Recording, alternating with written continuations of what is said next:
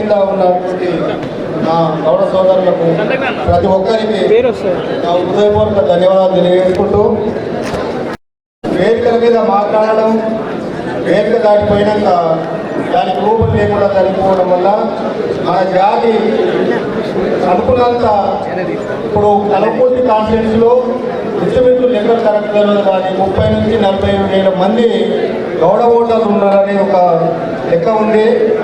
ఇంతమంది ఉన్న ఈ కలపూర్తి కాన్ఫరెన్స్గా నిజంగా కూడా మనము ఒక ఊరి సర్పంచ్ను, ఎంపీటీసీ, అన్నికల్ సర్పంచ్ పాండుగౌడ్ గారి వేదికపై ఎంపీటీసీలో ఒక ఎంపీటీసీలో అయితే ఆడికి చాలా గొప్ప అనుకొని సంతోషపడడం జరుగుతుంది.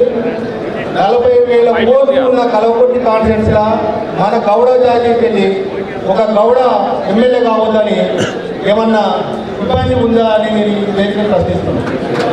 మనం ఆర్థికంగా ఏమో చదువుకోలేదా? గ్రామాలలో ప్రతి వెనుకబడ్డ జాతులకు మనకున్న సత్సంబంధాలు వేరే ఏ రెడ్డిస్కో ఏ దొరలకో లేవు. నిజంగా ఊళ్ళో 10 వెంకన్న గారిని వేదికపైకి సాధారణంగా వారేస్తున్నాం.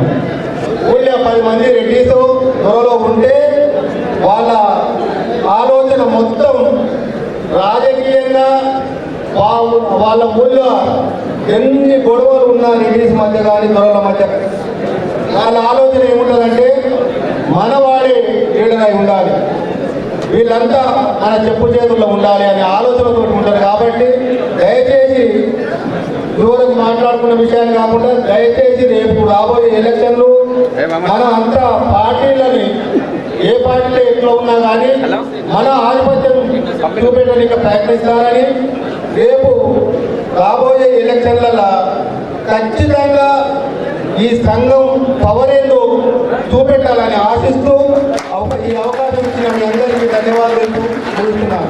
జై గౌడ. కలవకుర్తి పూర్వపు గౌడ సంఘం